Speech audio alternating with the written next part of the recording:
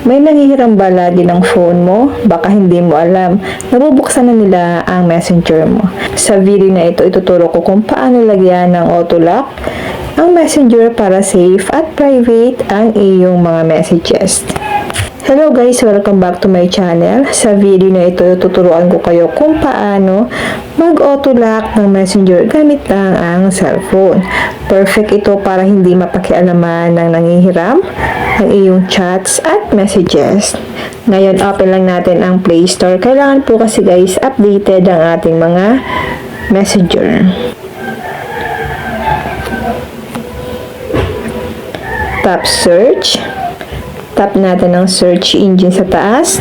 At dito, i-type lang natin ang messenger. Tap ulit natin ang search. Kapag ang nakalagay po ay update, itap lang po natin ang update para updated ang mga messenger natin sa mga bagong features. Then, kapag open na po ang nakalagay, itap na po natin ang open. And then, madadirect tayo sa ating messenger.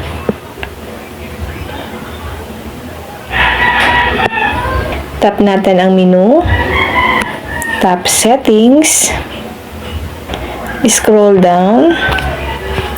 Tap lang natin ang privacy and safety. At dito guys, may makikita kayo dito na security, and then tap natin ang app lock. Dito, kailangan po natin siya guys i-turn on. Unlock with biometrics. I-turn on lang natin ito. Pwede po kayong gumamit dito ng face or fingerprint to unlock messenger. I-turn on lang natin ito. Ayan guys, kailangan po ganito. Meron po ditong 4 na choices na pwede natin pagpilian. After I leave messenger, 1 minute after leaving messenger, 15 minutes after leaving messenger, or 1 hour leaving messenger. Pwede mo rin piliin kung gaano kabilis mag-auto lock ang messenger mo. Halimbawa, agad-agad o after 1 minute. Kapag naka-on na ito, hindi na basta-basta mabubuksan ng ibang tao ang messenger mo kahit mahiram nila ang phone mo. Dito guys, pwede mo ditong piliin ang after I leave messenger. Then, back lang natin guys. I-check po natin kung naka-turn on na. Kapag naka-turn on na po ang ating app lock dito, back lang natin. And kapag in-open po natin guys ang messenger natin,